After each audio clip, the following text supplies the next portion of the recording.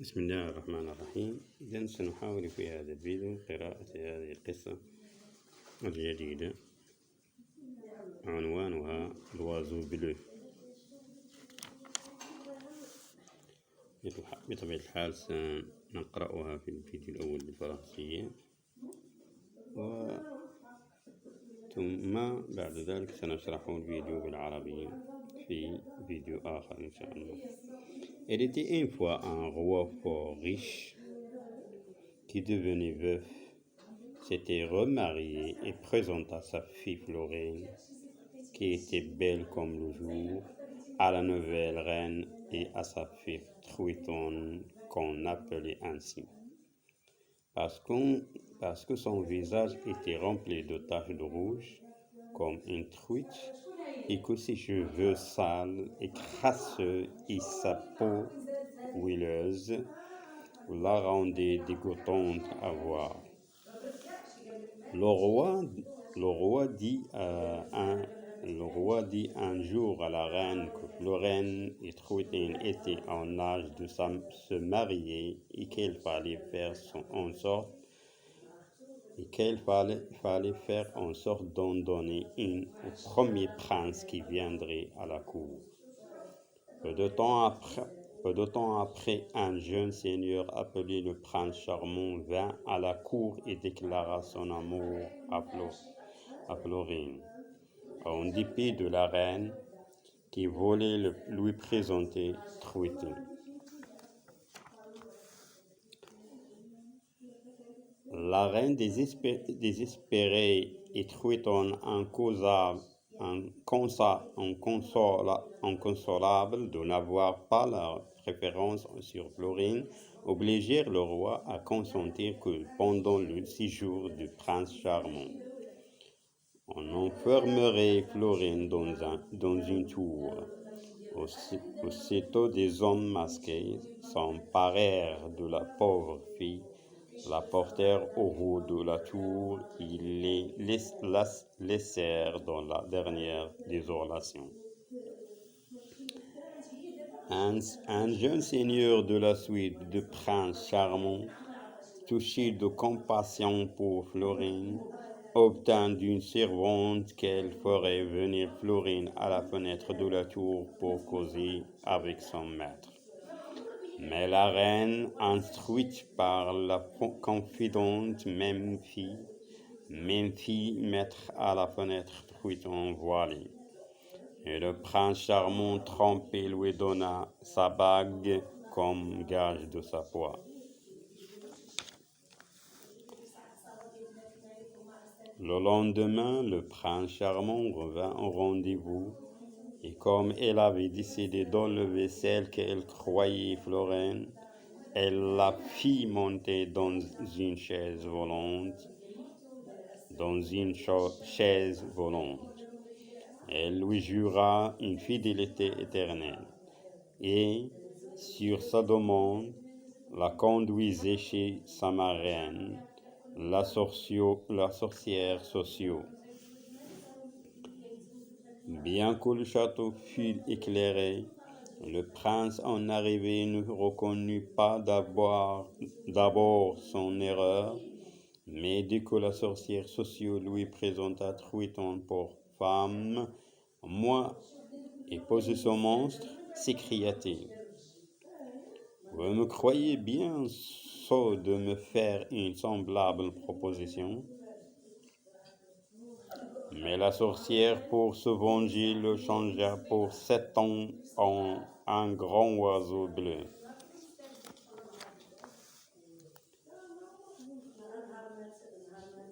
Dès que Truitonne fut de retour chez sa mère, elle lui raconta son dépit.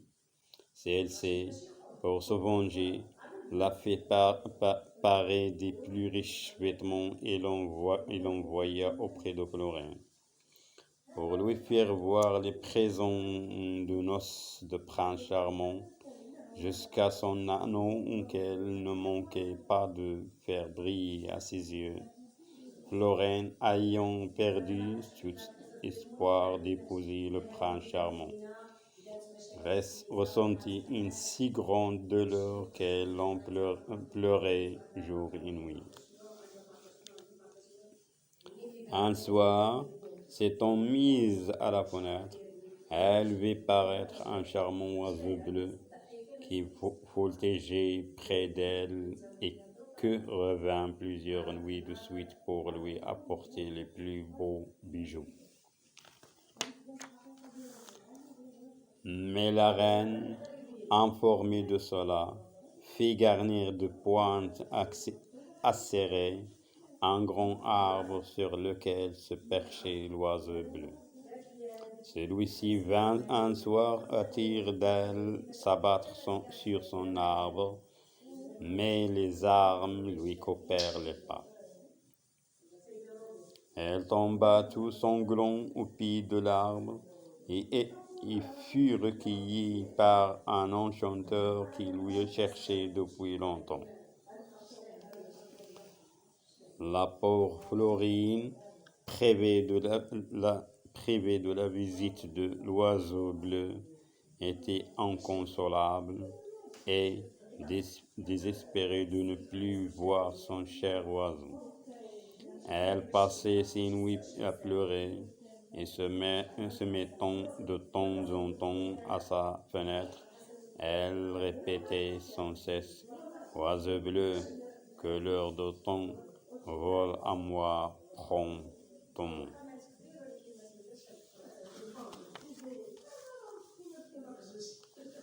Cependant, le père de Florine vint à mourir. Le peuple la délivra et la reconnut pour souveraine. La reine mère fut assassinée et Truitonne s'enfuit chez la sorcière Socio. L'enchanteur convint avec elle de conduire Tristan au prince charmant et rendit à celle-ci sa première forme à condition qu'elle l'épouserait.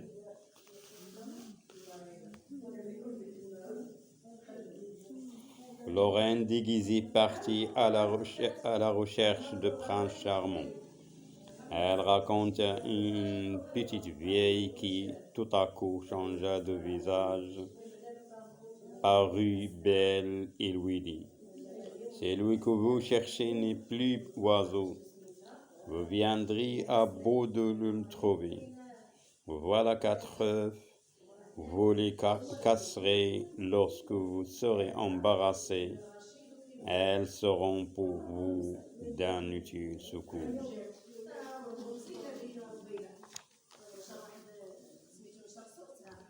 Après avoir marché 8 jours et 8 nuits, Florine arriva au palais de Prince Charmant. Elle n'y entra qu'après avoir essuyé son refus d'égard. Elle reconnut aussitôt le prince et Truitonne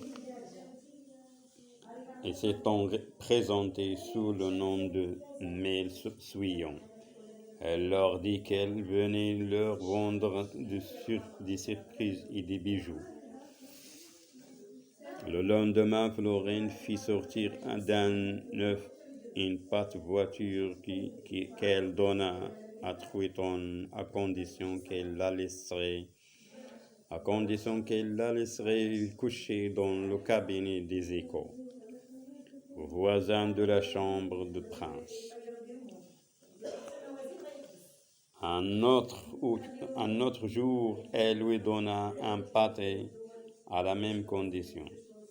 Du coup, Truitonne voulut le manger et elle en sortit des oiseaux qui se mirent à chanter.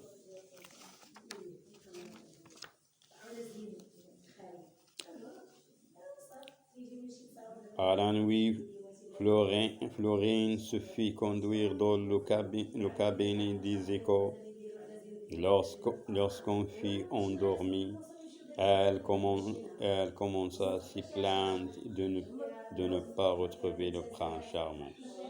Celui-ci qui ne dormait pas, l'ayant entendu, entra tout d'un coup et se jetant à ses pieds, couvrait ses mains de baisers et de larmes, il faillit mourir de joie. Au même moment parurent l'enchanteur et la sorcière qui avaient donné 2 œufs. Ils déclarèrent que les sorciers sociaux ne peuvent plus rien contre eux et que le mariage de Prince et de Florine allait se faire sur le champ. Fouetton voulut s'y opposer, mais la sorcière la changea en truie et elle s'enfuit en grognant dans la basse-cour. إذا انتهت القصة إلى قصة قادمة إن شاء الله. شكرا.